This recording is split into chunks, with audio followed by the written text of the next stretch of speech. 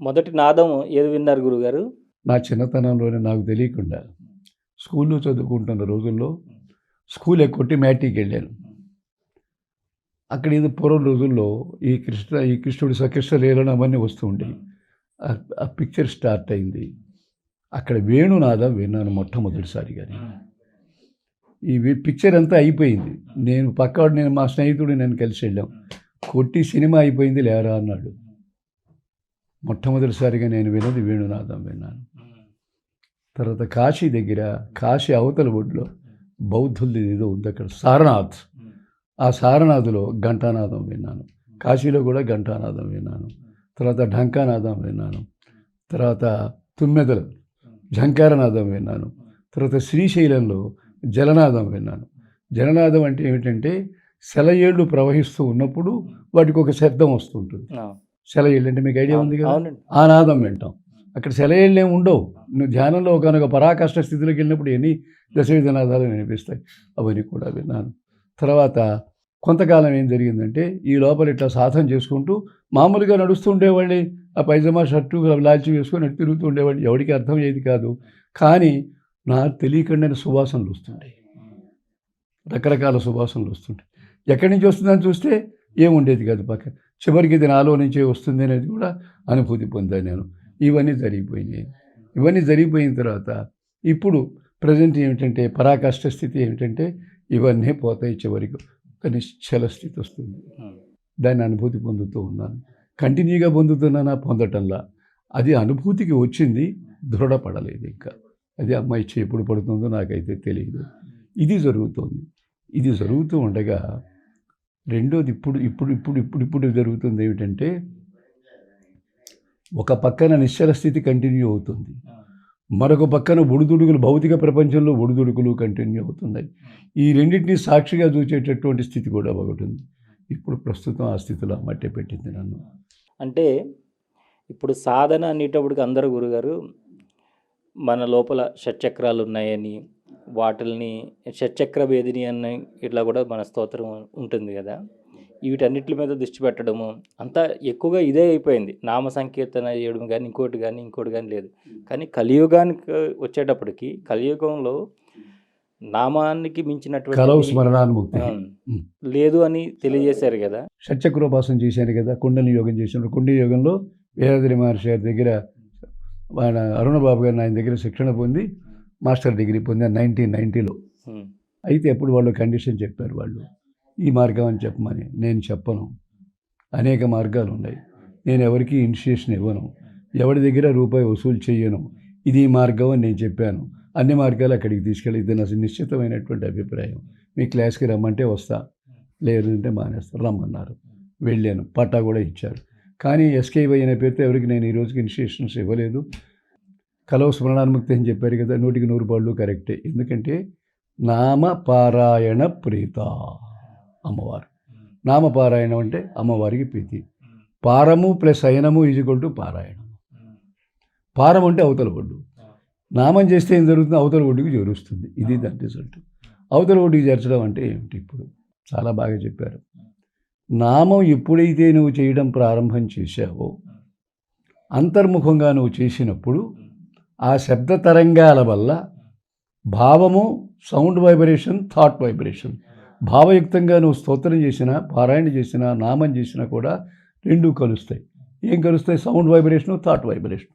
రెండూ కలిసినప్పుడు ఏమవుతుందంటే ఈ రెండిటి యొక్క రూపాలు పోగొట్టుకొని ఒక శక్తిగా, చైతన్య శక్తిగా మనలో మనం అనుభూతి పొందడం ప్రారంభం చేస్తాం. కాబట్టి అది కూడా ఒక మార్గం. షట్చక్రాల ద్వారా చేసేది కూడా మార్గమే.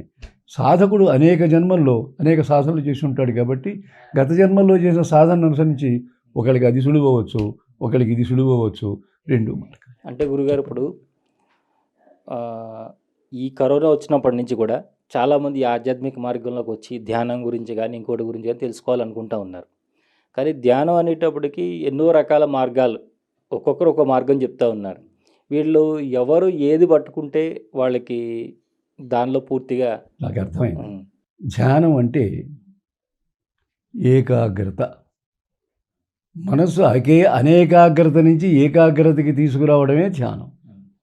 The concentration of mind is called meditation. నా అనుభవంలో నుంచి చెప్తున్న మాటలు ఇవి, నా భావాలు చెప్తున్నానేది. ఇక్కడ ఏం జరుగుతుందంటే రమణ మహర్షిది కొన్ని గ్రంథాలు చదివాను నేను.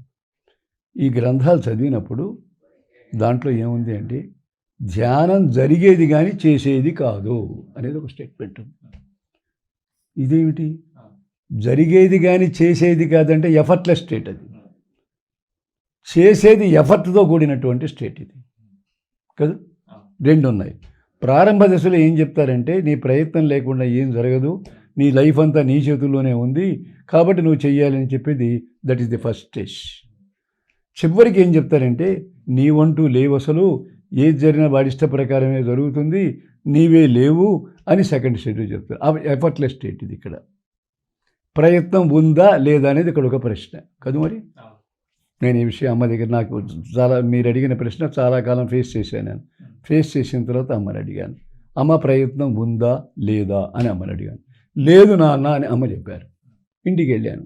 అప్పటి రోజుల్లో ఇక్కడికి రావాలి అని చెప్పంటే నేను ఏలూరులో ఉండేవాడిని. అప్పుడు పొద్దున్నే 4:30 ఎక్స్ప్రెస్ ఒకటి ఉండేది, దానికి వెళ్ళి నేను 3:30కి లేవాలి, అలారం పెట్టుకోవాలి, స్నానం చేయాలి, ఆటో పట్టుకోవాలి, స్టేషన్కి వెళ్ళాలి. ఇదంతా ప్రయత్నమేగా. ప్రయత్నం లేదంటుంది ఏంటమ్మ ఇప్పుడు?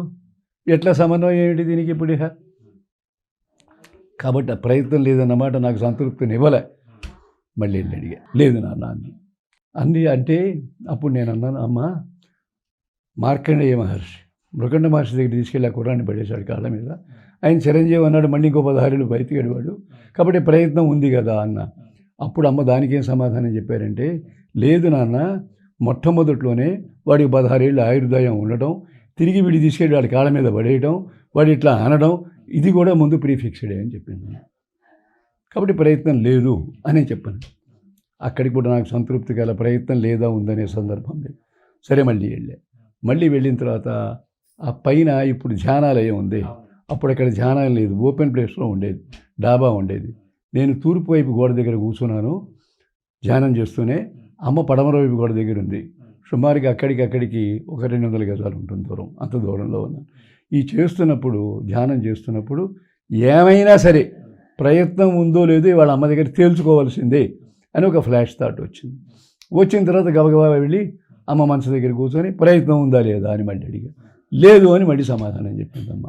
చెబుతూ ఏముందంటే, నాన్న నువ్వు ఆ గోడ దగ్గర కూర్చున్నప్పుడు ఉందో లేదో తేల్చుకోవాలి అమ్మ దగ్గర అని చెప్పి నీకు ఒక ఆలోచన వచ్చింది కదా. నాకు వచ్చిన ఆలోచన ఆవిడకంటే తెలిసింది, తెలుస్తుంది అనే విశ్వాసం ఉంది కాబట్టి దాని గురించి పెద్ద ఆలోచన రాలి. నీకు ఆలోచన వచ్చిన తర్వాత, తేల్చుకోవాలనే ఆలోచన వచ్చిన తర్వాత నువ్వు ఇక్కడ పరిగెత్తుకుంటూ వచ్చావు కదా. ఈ పరిగెత్తుకుంటూ వచ్చింది ప్రయత్నం అనిపించుకోబడుతుంది, ప్రయత్నం కాదు, ప్రయత్నం అనిపించుకోబడుతుంది. ప్రయత్నానికి మూలం ప్రేరణ. ఈ ప్రేరణ దగ్గరికి వచ్చేటప్పటికల్లా అమ్మ ఏమంటుందంటే, వచ్చే ప్రతి ఆలోచన కూడా వాడిచ్చింది అని చెప్తుంది. వాడిచ్చింది అయితే మనకి ప్రతి ఆలోచన కరెక్ట్గా ఉండాలి కదా, తప్పుడు ఆలోచనలు ఎందుకు వస్తున్నాయి మనకి ఇప్పుడు? ఏది వాడిచ్చిందని ఏమంటే అమ్మ అబద్ధం చెప్పదు కదా ఇప్పుడు అని ఒక ఆలోచన వచ్చింది నాకు. వచ్చి ఏం చేశానంటే, అప్పుడు సత్సంగం జరుగుతున్న రోజులు మాకయ్యి. ఆ సత్సంగం జరుగుతున్నటువంటి ఇంటి ప్రొపరేటర్ ఒక సినిమా హాల్ ప్రొపరేటర్ అయినా సరే అనుమానం వచ్చింది. అనుమానం వచ్చి సినిమాకి వెళ్ళాం. ఒకరోజు సినిమాలోకి వెళ్ళాను. వెళితే ఎదురుగా వైట్ స్క్రీన్ మీద బొమ్మలు వస్తూ ఉన్నాయి. 10 నిమిషాలు ఆగింది, ఇదంతా సత్యమేనని భావన కలిగింది. అంతకుముందు వీడు ఎన్టీ రామారావు అనే భావన వచ్చింది. రాముడు పోయి ఎన్టీ రామారావు దగ్గరికి వచ్చాడు, ఎన్టీ రామారావు కూడా పోయాడు చివరికి. అది వైట్ స్క్రీన్ అనే భావన వచ్చింది చివరికి. అంటే స్టేజ్ బై స్టేజ్ యువతలకు వస్తూ ఉంది. అసలు దీనికి మూలం ఎక్కడుంది అని మళ్ళీ ఆలోచన వచ్చింది. ఆ వైట్ స్క్రీన్ మీద కొన్ని లైట్ ఆ కాంతి తరంగాలు పడుతూ ఉన్నాయి. ఈ కాంతి తరంగాలకి మూలం ఏంటి, ఎక్కడి నుంచి వచ్చినాయి అంటే, ఆ స్క్రీన్కి ఆ వెనక వైపు ఉన్న గోడ కొన్ని బెజ్జాలుంటే ఆ బెజ్జాల్లో నుంచి కొన్ని కాంతి తరంగాలు బయటకు వస్తాయి. కాంతి తరంగాలు అక్కడ పడుతూ ఉన్నాయి. కాబట్టి దీనికి మూలం ఈ గోడ కాదు, బిహైండ్ దట్, దాని వెనకేదో ఉంది. ఆ రహస్యం చూడాలి. అది సత్యం అని అనిపించడానికి, సత్యం కానిది సత్యం అని మనకు అనిపిస్తుంది. దాని వెనక ఏదో బిహైండ్ దట్, ఏదో ఒక రహస్యం ఉంది అని మళ్ళీ ఆ ఓనర్ తీసుకొని ఆ గోడ వెనక ఉండేటువంటి ప్రొజెక్టర్ రూమ్కి వెళ్ళాము. సరే ఆయన ఏమయ్యా మా వాళ్ళు వీళ్ళందరూ, మా గురువు గారు అయినా అప్పారావు గారు, మరి వాళ్ళకి ఏది కావాలంటే నువ్వు చెప్పని ఆ ఆపరేటర్కి ఆర్డర్ చేశాడు. సరే ఆయన ఏం చేశాడంటే, ఆ ప్రొజెక్టర్ పైన డోమ్ పైకి ఎత్తాడు. డోమ్ పైకెత్తితే వెనక మెర్క్యూరీ లైట్ దేదీప్యమైన కాంతితో వెలిగిపోతూ ఉంది అక్కడ. దానికి క్రిస్టల్ క్లియర్, ఏ రంగు లేదు, నిర్వికారంగా ఉంది, దేదీప్యమైనటువంటి వెలుగు. ఆ రోజు నాకు గుర్తొచ్చింది, శరీరంలో ఉన్న వెలుగు ఇది ఒకటేనా అని. కాకపోయినా దాదాపుగా ఆ లక్షణాలు కనిపిస్తున్నాయి అనుకున్నాను. అసలు విషయం చెప్తాను. ఈ వెలిగెళ్ళి ఏం జరుగుతుంది, ఎదురుగా ఒక రీల్, సినిమా రీల్, ఆ రీల్ తిరుగుతూ ఉంది. ఆ రీల్ మీద వచ్చి ఈ లైట్ ఫోకస్ పడుతూ ఉంది. పడితే ఈ ఫిలింలో నుంచి మళ్ళీ బయటకు వచ్చింది ఆ కాంతి. ఈ కాంతికి రంగులు ఉన్నాయి, అసలు కాంతికి రంగు లేదు. అసలు కాంతి నిర్వికారం, బయటకు వచ్చిన కాంతి వికారం. ఈ బయటకు వచ్చిన కాంతే మనకి రూపనామాలతో కనిపిస్తుంది అక్కడ. కాబట్టి ఈ వికార రూపంలో ఉన్నటువంటి దాని వెనక వికారరహితమైనటువంటి స్థితి ఒకటి ఉంది అనేటువంటిది ఆ రోజున ఒక ఆలోచన కలిగింది నాకు.